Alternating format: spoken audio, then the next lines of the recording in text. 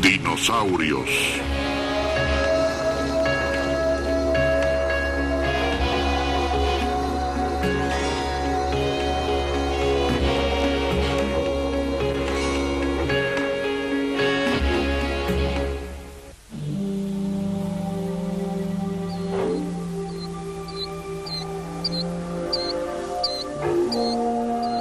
Los dinosaurios han desaparecido de la faz de la Tierra,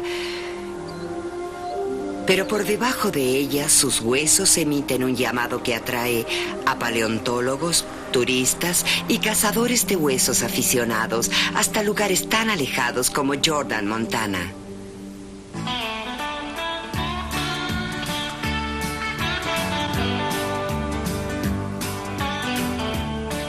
Para los habitantes del condado Garfield, la probabilidad de hallar huesos es un hobby que puede tornarse importante en cualquier momento.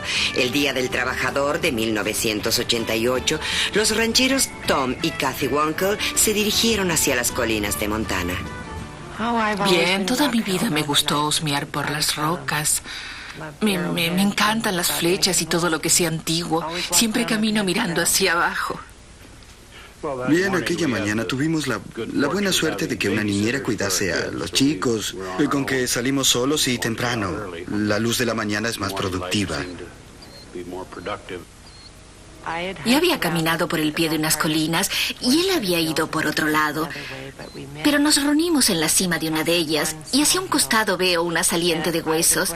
No lo sé, estaba temblando. Recuerdo eso.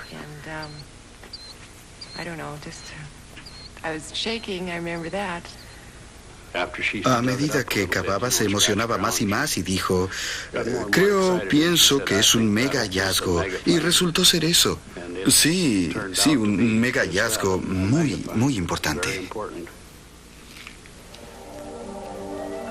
Kathy Wonkel había encontrado un Tyrannosaurus Rex casi completo, uno de los hallazgos más extraños en la historia de los estudios sobre dinosaurios. Y ahora un equipo de paleontólogos del Museo de las Rocallosas quita trabajosamente el esqueleto de su lecho de rocas.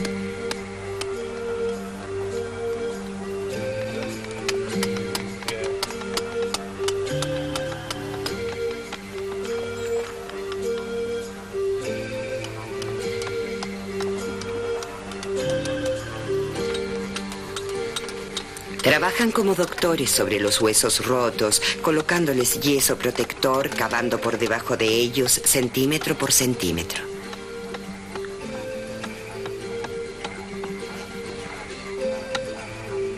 Jefe del equipo, Pat Liegey. Están viendo la parte superior del cráneo.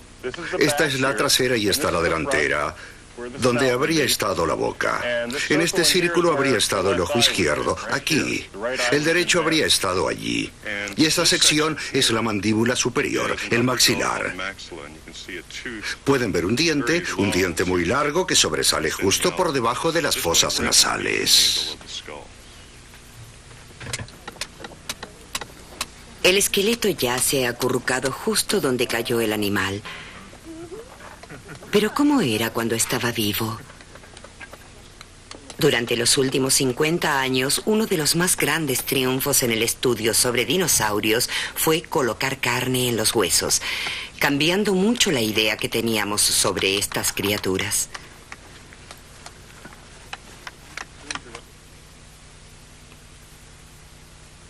Este es el Museo Peabody de la Universidad de Yale, cuyo encargado es John Ostrom.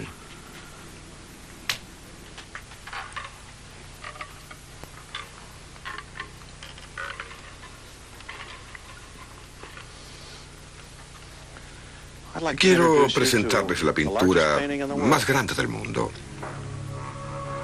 Representa un periodo de unos 350 millones de años, desde el periodo devoniano, en el Paleozoico, hasta el final de la era de los dinosaurios, fines del Mesozoico. Se llama la Edad de los Reptiles.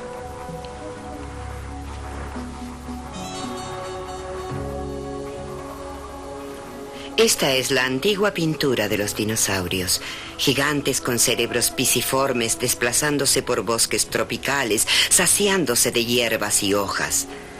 Durante años este mural representó magníficamente ese estereotipo.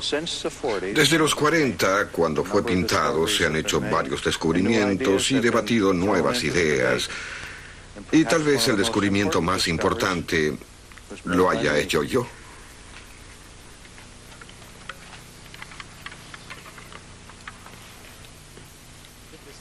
Era el año 1964. John Ostrom recuerda que había estado cavando durante meses en el condado de Low, Montana, sin encontrar demasiado. Se le había terminado el tiempo. Su gente había empacado el equipo y se dirigía hacia los autos. Perplejo, no podía creer lo que estaba viendo. Cerca de donde estaban estacionados, Ostrom observa algo en una roca. Como sus herramientas ya estaban guardadas, comienza a excavar con las uñas de sus dedos. Esto es lo que vio primero. Observen qué garra extraordinariamente larga, filosa, curva, con claridad, las manos de un depredador. Muy cerca de ella se encontraba este objeto. Obviamente, una garra que pensé pertenecía a la mano, porque se le parece mucho a la de esos dedos. Pero no había lugar para ella. Pensé durante un tiempo y encontramos la respuesta. Resultó ser que no pertenecía en absoluto a la mano. De hecho, pertenecía al pie. Apareció entonces algo más en la cantera. Les mostraré parte de ello. Piezas de la cola recubierta por grupos de tendones osificados por la parte derecha, izquierda, por debajo. Esto hacía que la cola fuese completamente rígida. Como imaginé una barra de equilibrio, mantenía al animal, lo ayudaba a mantener el equilibrio mientras usaba esas hoces en sus patas para matar lo que deseara comer. Ostrom le dio el nombre de Deinonychus, garra terrible. Una máquina asesina que existió hace más de 100 millones de años y que usaba manos y patas para atrapar a su presa, manteniendo el equilibrio gracias a la sorprendente adaptación en su cola. Nada que ver con las criaturas pesadas en el mural de Yale. Era un acróbata veloz, un corredor.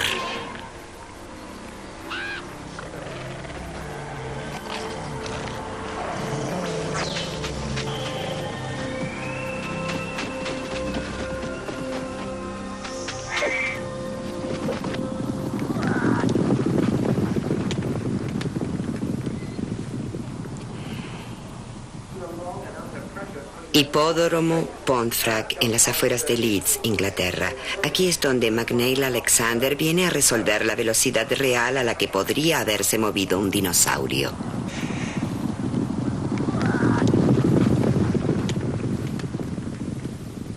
En los 70, la gente discutía acerca de si los dinosaurios eran monstruos lentos o formidables máquinas corredoras. No era fácil de resolver, puesto que los dinosaurios están muertos. Si estuviesen vivos, podríamos calcular el tiempo, como en esta carrera. La distancia era de 1,609 kilómetros. El ganador la recorrió en 105 segundos, algo como 54,706 kilómetros por hora. Bien, no podemos hacer lo mismo con los dinosaurios, pero tal vez haya otra forma. Los dinosaurios dejaron atrás una evidencia sólida sobre su velocidad promedio, las huellas.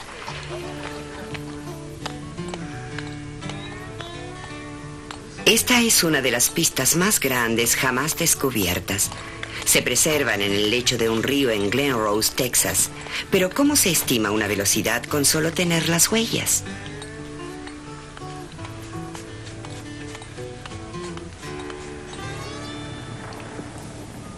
Aquí viene. Sí, muy bien. Grandioso, muy bien. Alexander calculó la velocidad de diferentes animales y luego midió el largo del tranco, la distancia entre huellas de cada animal. Son 3 metros 30, 10 pies, 10 pulgadas. Luego calculó la relación entre el largo del tranco y la velocidad real. Pero los dinosaurios eran enormes. ¿Cómo podría compararlos con los caballos? Y aún más, ¿cómo podría comparar un caballo con un perro? Allí va. Ahora galopa más rápido. Disminuimos la velocidad de la película para que puedan ver mejor lo que pasa y ahora veremos cómo se mueve el perro. Disminuimos la velocidad hasta que el perro realiza la misma cantidad de trancos por segundos que el caballo. Ajustamos la escala de tiempo para que coincidan, pero aún no hemos ajustado la escala del tamaño. Bien, lo que haremos ahora es agrandar al perro, hacerlo del mismo tamaño que el caballo. Y ahora se están moviendo de la misma manera. Imaginen al perro con menos pelo y con un jinete en su lomo. Realmente se está moviendo como un caballo. Alexander descubrió que todos los animales se mueven como modelos a escala el uno del otro. Es decir, gatos y camellos, perros y caballos se ven iguales a igual velocidad. Esto también funciona con los bípedos. Observen las patas delanteras de un caballo. Tienen el mismo movimiento que el de una persona corriendo.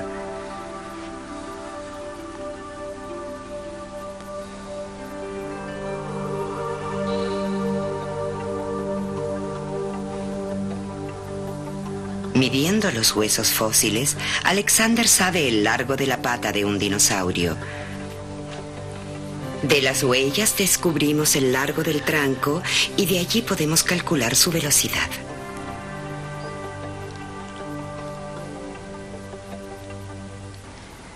Estudié las huellas de los dinosaurios. Comencé en realidad con las más famosas en Texas y calculé la velocidad de los grandes saurópodos. Y Dios mío, eran más lentas que yo. La velocidad de un humano realmente lento. Pero ¿cuál era la velocidad máxima de un saurópodo? La velocidad requiere de poder. Esto significa que mientras más rápido corra un animal, más fuertes deben ser sus patas en relación con su peso. Calculando la fuerza de los huesos de las patas de un dinosaurio, Alexander pudo hacer algunas comparaciones. Un elefante puede trotar a unos casi 26 kilómetros por hora. Tal vez esa era la velocidad tope de un apatosaurus. Un rinoceronte logra casi 33 kilómetros por hora. Los tricerátops pudieron haberlo igualado. ¿A qué velocidad podía moverse un tiranosaurus? Alexander cree que sus huesos eran relativamente débiles, pero no hay huellas con las cuales calcular su velocidad. Cree que podría habernos perseguido a unos 24 kilómetros por hora. Otros no nos dan tanta ventaja. Calculan su velocidad en 32 kilómetros por hora o más.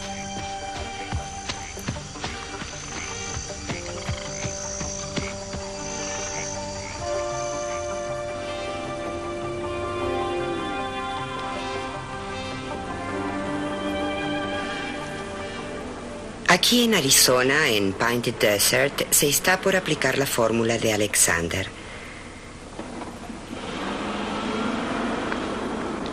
La estudiante graduada Grace Irby y el paleontólogo Jim Farlow buscan un grupo de huellas de dinosaurio. Deben estar aquí por algún lugar porque el paleontólogo R.T. Byrd informó en los 30 que las había visto. Byrd nunca detalló el lugar exacto, pero dejó una pista, una fotografía suya en el lugar. El paleontólogo Scott Madden, un colega de Farlow e Irby, la encontró en un libro viejo. Reconoció las formaciones rocosas del paisaje. Este lugar parece coincidir. Sí, creo que tienes razón. Se había revelado el secreto de Byrd.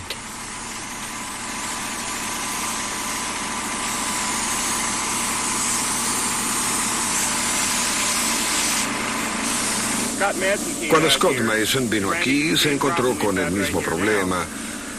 Al llegar pensamos que es el lugar correcto, pero no hay huellas, no las encontramos y creemos haber cometido un error, pero lo que ocurre es que de vez en cuando cae arena que cubre el lugar por completo, con que lo que debemos hacer es limpiar muy bien todo esto antes de que podamos ver alguna huella.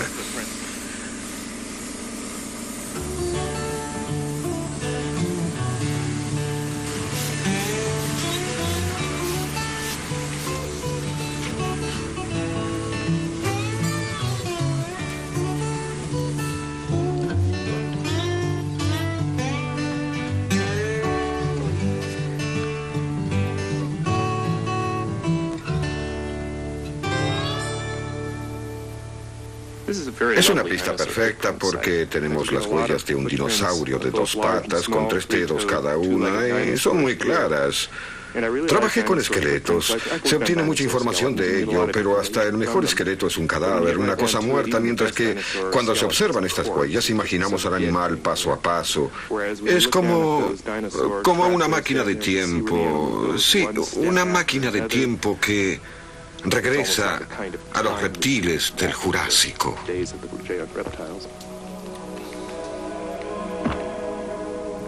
Estas huellas pertenecen a un terápodo, un dinosaurio carnívoro del tamaño de un avestruz.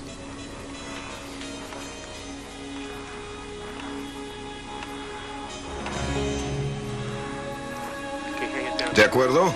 Mediremos la distancia del tranco.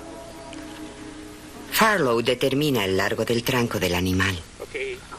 Le pondremos 313. Muy bien, Jim. Compárala con la anterior, ¿no? La primera tenía 312, la segunda 314 y la última 313. ¿Se ven bien? Coinciden bastante, sí. Bien, toma la altura de cadera, 1,05, ¿eh? Y a la X, 1,17. El cambio de signo está 621. Y tenemos a la bestia. Parece que trota a unos 17 kilómetros por hora. ¿Corres a esa velocidad? No. Farlow encontró algunas huellas más. Van más allá de sus límites, una velocidad de casi 41 kilómetros por hora, más rápido que el campeón olímpico de carrera corta.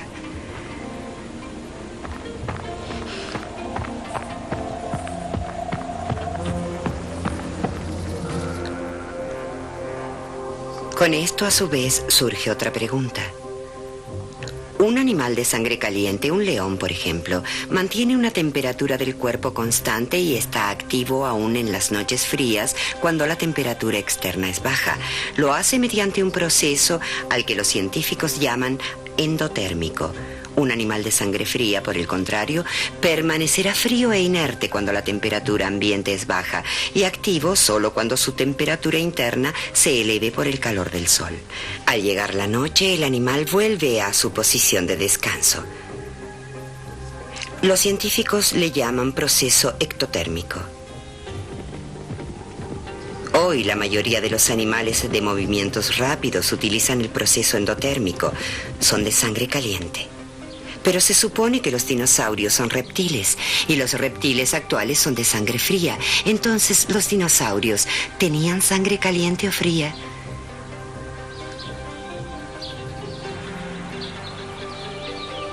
Un buen lugar para descubrirlo es un zoológico. Paleontólogo Bob Bakker. Estamos en el Zoológico Nacional, en donde están por alimentar a pequeños mamíferos, animales de sangre caliente. Y por tener sangre caliente deben comer mucho, comer todo el tiempo. Al ser de sangre caliente, el cuerpo quema calorías. Estas nunca son las suficientes, nunca. El ser de sangre fría es una cosa muy diferente. Un buen ejemplo, un felino carnívoro en la selva. ¿Cuánto pesan, Jeffrey, más o menos? Unos 3,5 kilos. 3,5, bien. ¿Cuánta comida ingirieron por semana? Bueno, de 1,5 a 2 kilogramos. 1,5 a 2. Bien, aquí hay unos 2 kilos de carne. Es una ración semanal para un mamífero carnívoro pequeño de sangre caliente. Cambiemos al mamífero por un lagarto de sangre fría con la misma dieta en el mismo hábitat, el zoológico o la selva. Solo se necesitaría esta esquina, una 20ª parte por semana para el lagarto por ser de sangre fría. El ser de sangre caliente es una adaptación maravillosa, pero a un precio muy alto, el de comer siempre a un promedio fabuloso. La enorme diferencia de alimentación entre reptiles y mamíferos le ofrece a Bakker lo que necesita para comprobar su idea sobre los dinosaurios. Entre los depredadores de sangre caliente hay un porcentaje definido de depredador a presa. Si un depredador es de sangre caliente, necesita comer 50 veces su propio peso en un año para sobrevivir.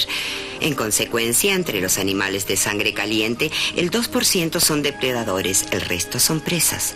Un depredador de sangre fría, por el otro lado, tal como un cocodrilo, necesita comer solo 5 veces su propio peso en un año para sobrevivir, con que el porcentaje de depredadores a presa es más elevado. Cuando observamos los dinosaurios hallados, ¿qué porcentaje es depredador? ¿Un 2% de sangre caliente o un 20% de sangre fría? Bien, les diré cuál es el número. El número es el de 1 al 3%. Del 1 al 3% de los dinosaurios es carnívoro y ese es un número de sangre caliente. ¿Un reptil de sangre caliente? Una criatura así ya no existe en la naturaleza. Sin embargo, en un aspecto importante, los dinosaurios se comportaron como si hubiesen tenido sangre caliente. Parece que han recorrido distancias enormes. Hasta donde se sabe, no hay parte en el mundo que hubiese sido límite para ellos. Sus restos aparecen por todos lados. Hadrosaurios en Japón, protocerátops en Mongolia, estegosaurios en Europa y África, saurópodos enormes por toda América del Norte y Sur, y tal vez lo más significativo de todo, hadrosaurios y ceraptosianos en Alaska.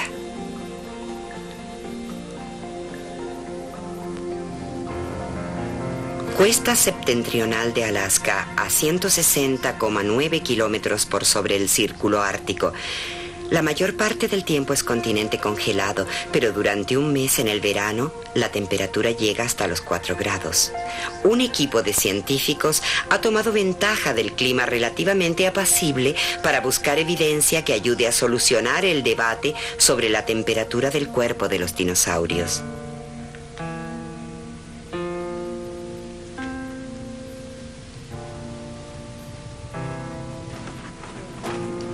Supongamos que los dinosaurios eran de sangre caliente. ¿Cómo podrían haber soportado este clima? La mayoría de ellos no tenía pelos ni plumas que lo mantuviesen calientes. ¿Y qué habrían comido? ¿Alguien quiere rosquillas? Mucho depende de cómo era el Ártico en aquella época, hace 90 millones de años. Los investigadores se dividen en 2 grupos. Mientras que uno de ellos busca huesos y cualquier evidencia sobre la temperatura del cuerpo de los dinosaurios, un segundo grupo formado por los paleobotánicos Judy Parrish y Bob Spicer vuela a unos 161 kilómetros río abajo en busca de plantas fósiles. Bueno, busquemos plantas fósiles. De acuerdo.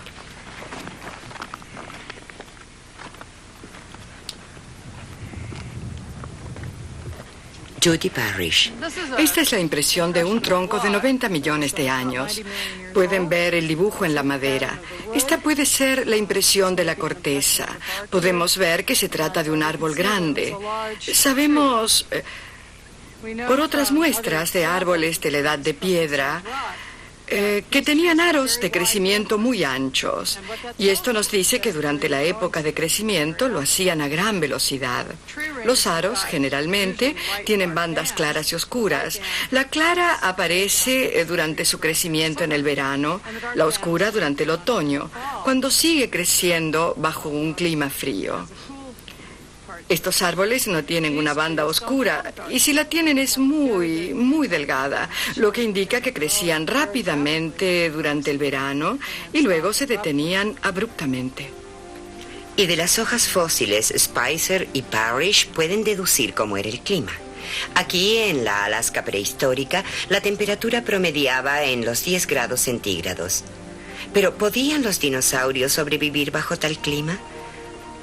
Una respuesta aquí, a 161 kilómetros de distancia, en donde ha estado trabajando el otro grupo. Se recolectaron más de 1000 huesos de dinosaurios en los últimos 10 años. Paleontóloga Andy Cramhart. Esta es la parte inferior de la tumba y como pueden ver hay pilas y pilas de huesos todos juntos. Comienza... Choqué con esta pequeña punta justo aquí. Es el omóplato, el hueso del hombro de un individuo joven. Y teniendo eso en cuenta, descubrí los huesos de ambos lados. Aquí hay un peroné, el hueso de una de las patas. Aquí una costilla, el hueso de un brazo. Creo que el del otro es bastante destruido. No está en muy buena condición. Continuará por debajo de mí en esa dirección y tendré que quitar algo sobre este costado y sobre la parte de atrás para completarlo. Y sin duda sigue también hacia el banco.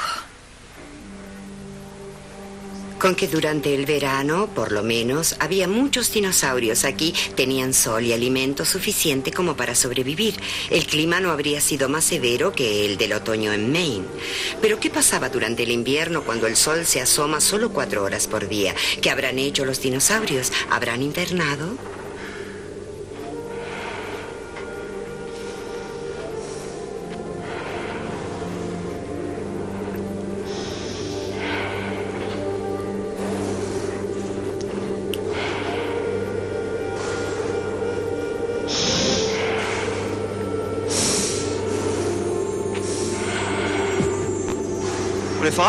Si fuese un dinosaurio, no querría permanecer aquí durante el invierno. 3 meses de oscuridad con temperaturas probablemente congelantes.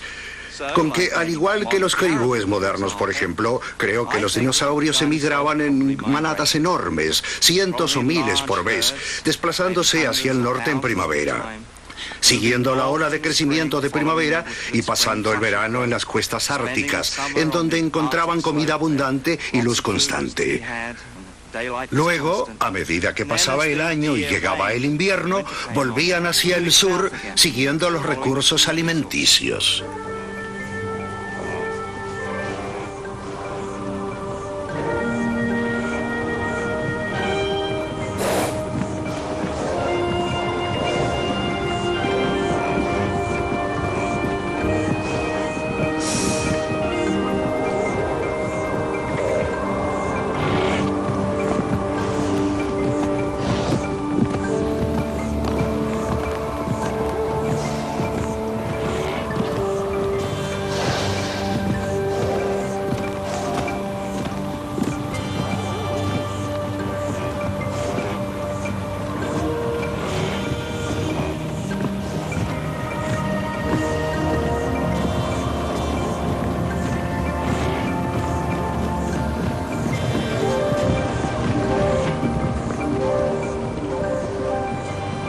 Las manadas migratorias de hadrosaurios y paquirrinos parecerían ser un argumento fuerte para la teoría de los dinosaurios de sangre caliente.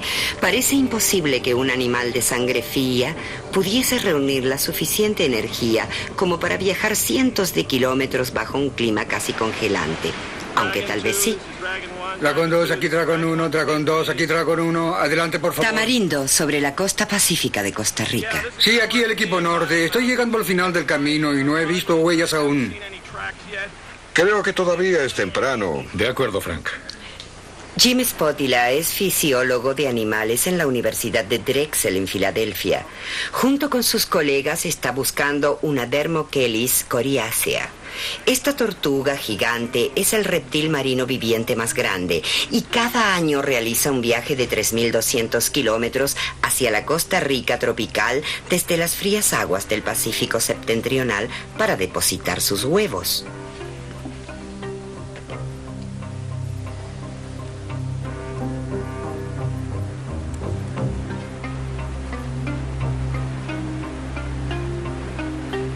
¿Puede un reptil de sangre caliente hacer un esfuerzo tan titánico? ¿O esta tortuga se parece más a un mamífero de sangre caliente? Si es así, podríamos tener por lo menos un ejemplar de un reptil de sangre caliente, y el argumento de que los dinosaurios tenían sangre caliente podría ganar puntos a favor. Pero ¿cómo se sabe si una tortuga tiene sangre caliente? Se mide su respiración. Sujétala, del otro lado, así. De su respiración se puede saber su velocidad metabólica, la velocidad a la que la masa del cuerpo es convertida en oxígeno. Una velocidad metabólica alta será indicio de sangre caliente, una velocidad metabólica baja de sangre fría. ¿Está bien sujeta? Así es. ¿Listo? Listo. Bueno, vamos a levantarla con cuidado, mucho cuidado. ¿De acuerdo?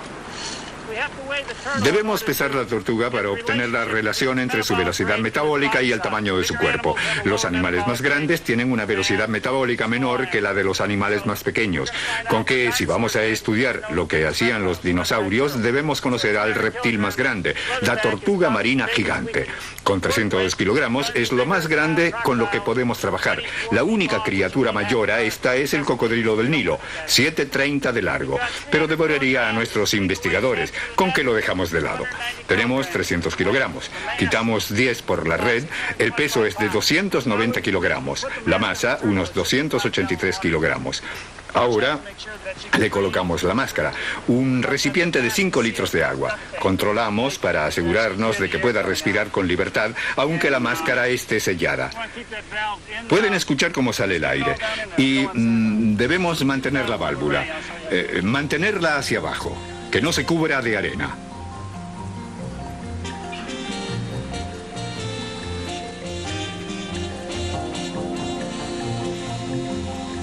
Hacia la mañana siguiente se obtienen 2 bolsas llenas para que Frank Palladino las investigue, más que suficiente para su experimento.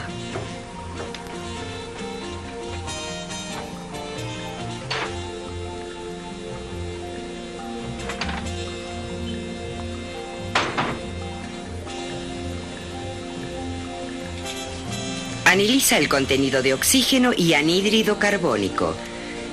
De allí deducirá la velocidad metabólica, la cual a su vez le dirá si la tortuga es de sangre fría o caliente.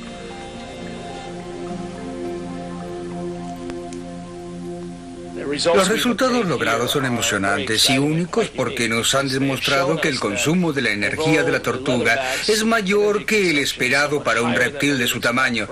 Es muy diferente del de los mamíferos grandes, tales como los elefantes y las aves, con los que trabajé en el pasado. El metabolismo de estas tortugas es realmente el de un reptil.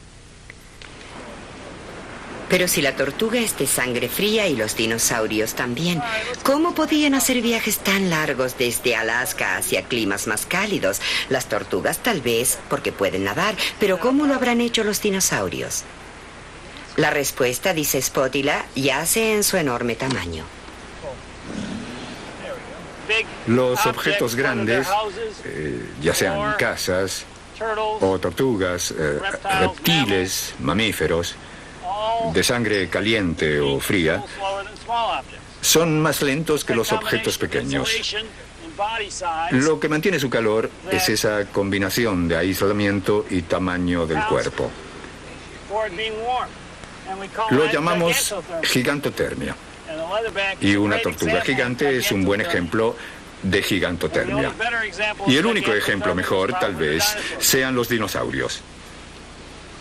Está lista. Tan pronto como se oriente, se dirigirá hacia el agua.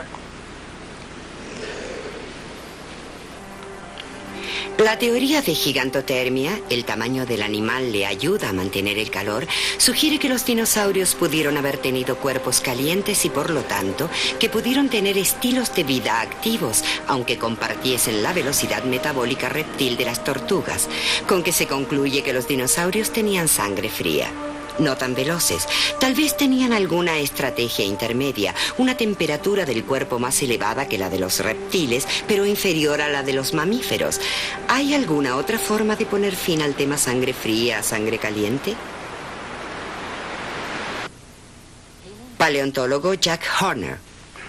Aquí tenemos el nido de dinosaurios pico de pato, bebés, mayasaurios y un adulto.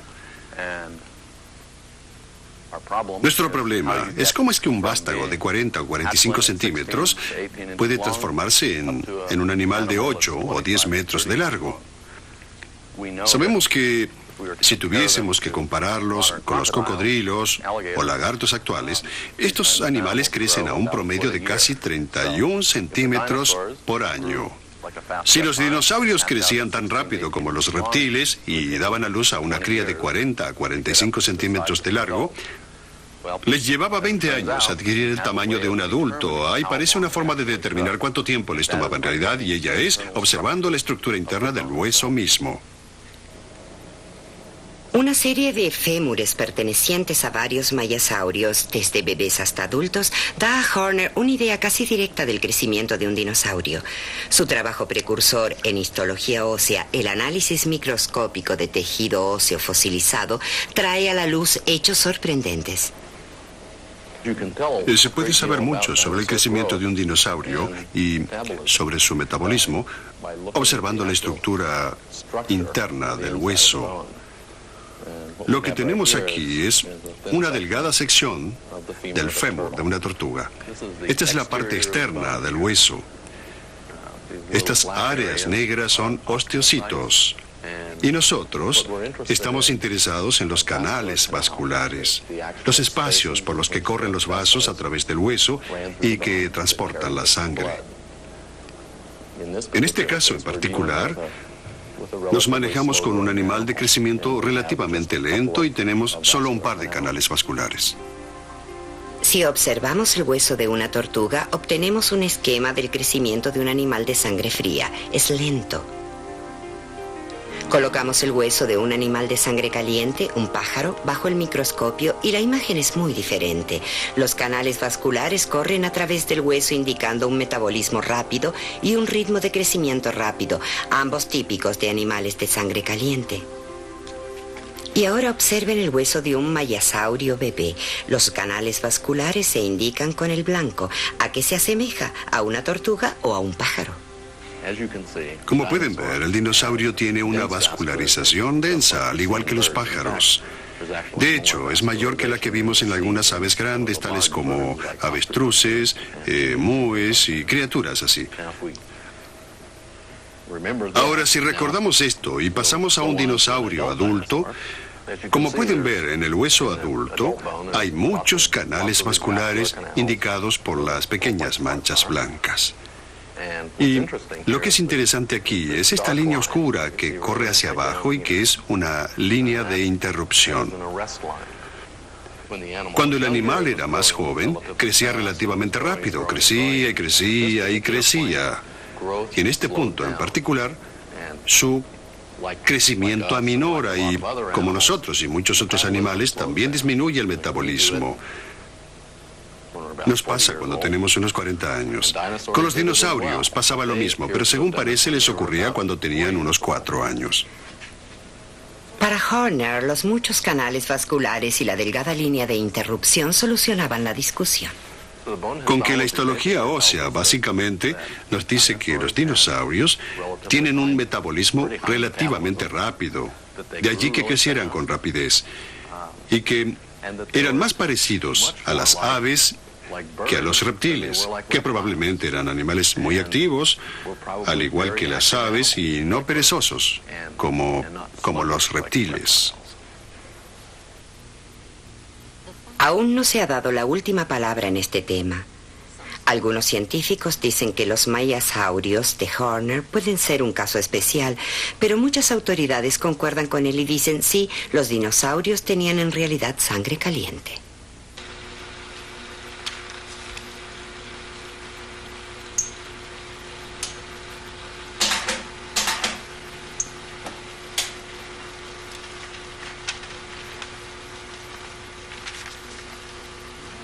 Dinosaurios migratorios, dinosaurios rápidos, dinosaurios tan activos como los pájaros. Toda esta información nueva significa que nuestro animador, Dave Alexovich, debe revisar constantemente sus ideas para mantenerse al día.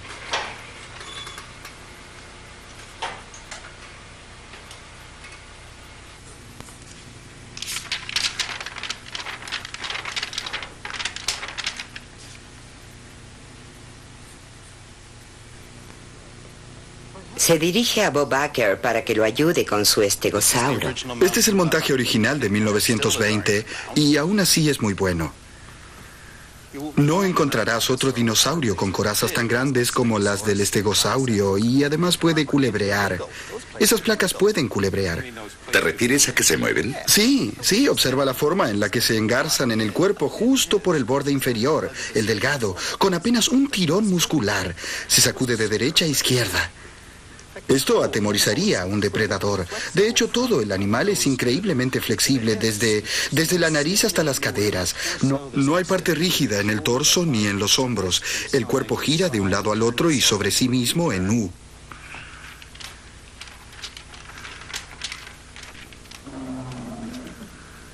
Hablamos de artes marciales del Mesozoico con mucha coreografía y la razón de ello es el extremo de la cola. Tiene 4 pernos de defensa y realmente filosos.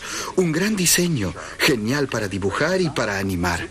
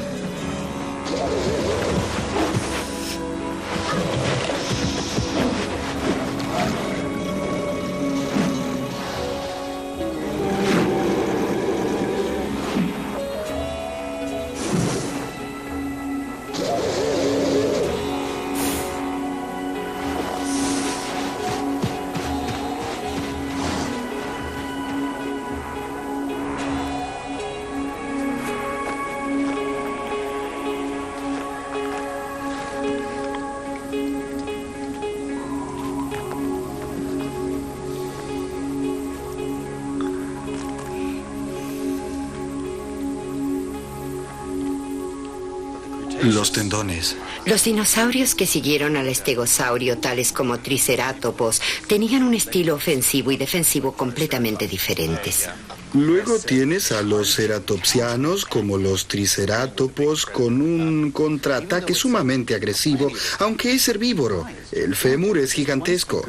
Tiene el doble de ancho, el doble de fuerza de un elefante africano, y la tibia, aunque es corta, tiene un músculo masivo para empujar al animal hacia adelante en un contraataque. La pata delantera es masiva, muy poderosa. El omóplato tiene poder para empujarlo hacia adelante.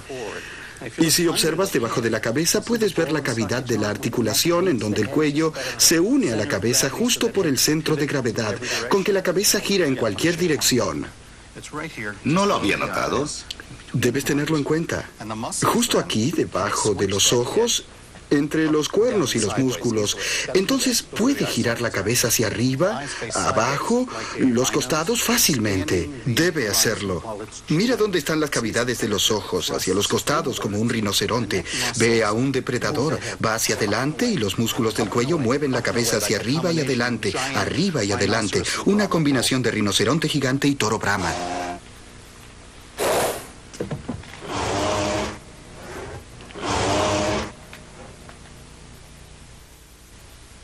Y aquí está la razón de todo ese despliegue defensivo, el Tyrannosaurus Rex.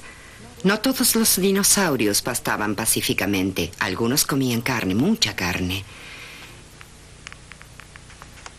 Y de Bob Baker, nuestro animador obtenía la imagen de la mecánica de este carnívoro rompehuesos.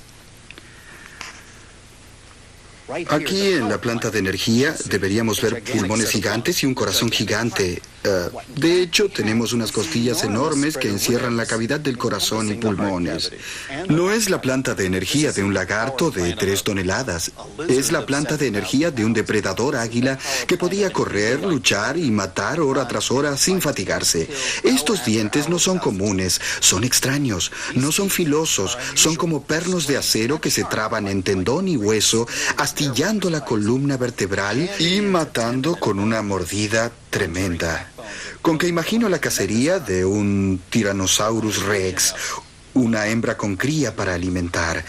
Sale a buscar con esos ojos, a investigar la forma en que puede sacar a algún tricerátopo de la manada.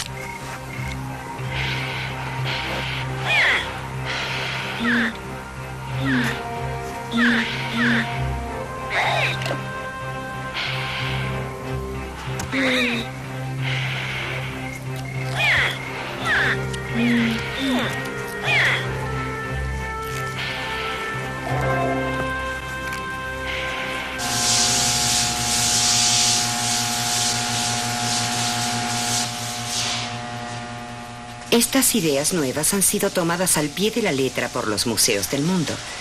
Aquí en Toronto, Canadá, están trabajando para una exhibición de dinosaurios en el Museo Americano de Historia Natural en Nueva York. Peter May se gana la vida fabricándolos. Muy bien. Sostén allí. Con esto será suficiente.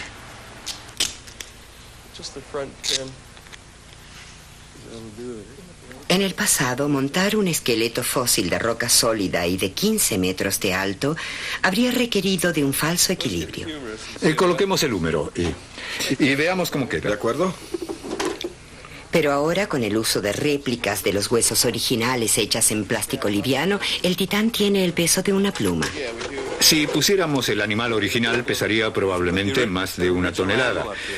Pero el que tenemos aquí pesará unos 135 o 180 kilogramos.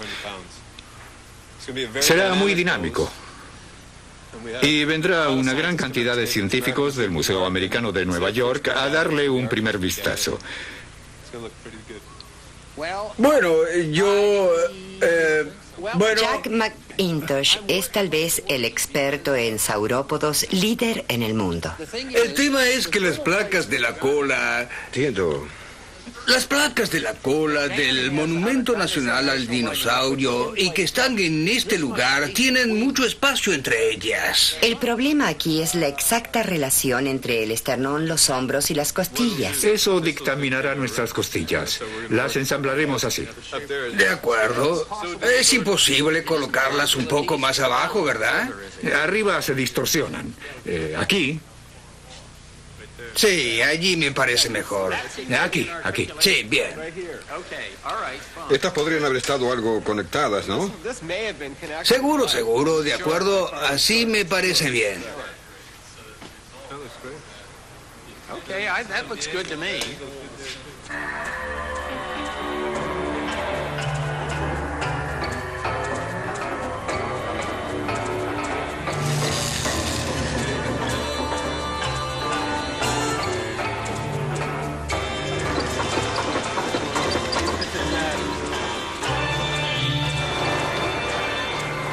En diciembre de 1991 se abre al público la nueva exhibición en el Museo Americano de Historia Natural de Nueva York.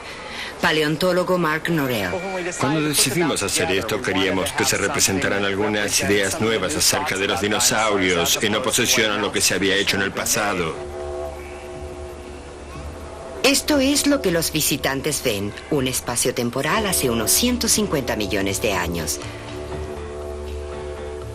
Una madre varosaurio erguida sobre los enormes pilares de sus patas traseras para defender al bebé detrás de su cola. La amenaza proviene de un alosaurio, un dinosaurio carnívoro con colmillos muy agudos. El varosaurio tiene como únicas armas su cuerpo enorme y patas delanteras pequeñas. El alosaurio tiene a su favor garras salvajes y velocidad. Creo que representa algo muy dinámico y da la idea de que los dinosaurios eran animales vivientes y que tenían estilos de vida activos, al igual que los animales actuales. El montaje mismo ha sido tema de discusiones considerables. ¿Es ciencia verdadera? ¿Cuánto le importaban sus pequeños? Y aunque hubiesen deseado protegerlos, ¿lo habrían hecho así? ¿Elevándose sobre sus patas traseras? Los fósiles no nos dicen lo que hicieron, pero tampoco nos dicen que no fue así. Esto representa algo especulativo, puede capturar nuestra imaginación.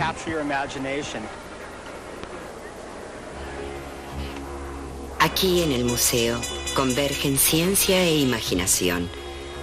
La ciencia necesita de la imaginación. Es algo más que unir huesos como las piezas de un rompecabezas.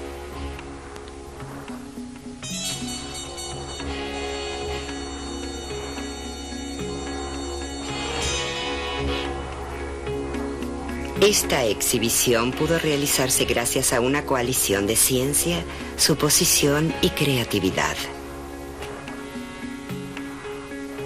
Esa creatividad ha sido llevada hasta sus límites en los últimos años por científicos que usan cada arma a su alcance para penetrar en los secretos más íntimos de la vida de los dinosaurios.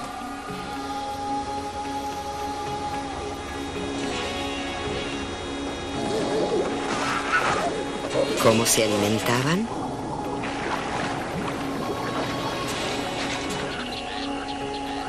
¿Cómo digerían? ¿Cómo criaban a sus vástagos? ¿Y cómo morían?